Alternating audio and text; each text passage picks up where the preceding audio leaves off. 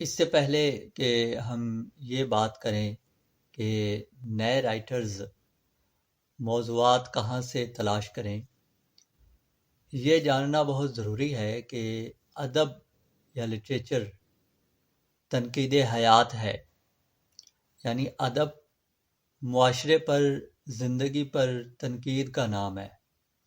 تو لٹریچر جو کہ نام ہی معاشرے پر اور معاشرتی زندگی پر، جو ہماری لائف ہے، جو ہم گزار رہے ہیں، اس پر تنقید کا نام ہے، تو اس کا مطلب یہ ہوا کہ آپ کو موضوع کہاں سے ملے گا؟ معاشرے سے ملے گا۔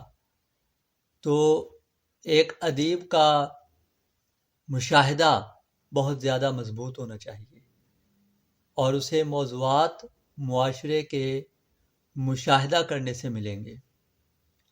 دوسرے نمبر پہ اخبارات موضوعات کا خزانہ ہیں۔ آپ اخبار خریدیں، پڑھیں، آپ کو ایک اخبار میں بہت سارے واقعات، بہت ساری کہانیاں، بہت سارے کالم پڑھنے کو ملیں گے۔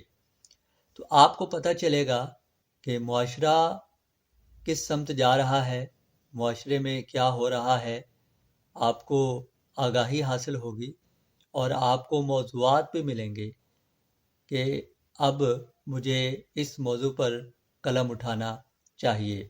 کوئی خبر آپ کے لیے اتنی زیادہ اہم ہوگی یا آپ کو اتنا متاثر کرے گی کہ آپ کو قلم اٹھانے پہ مجبور کرے گی۔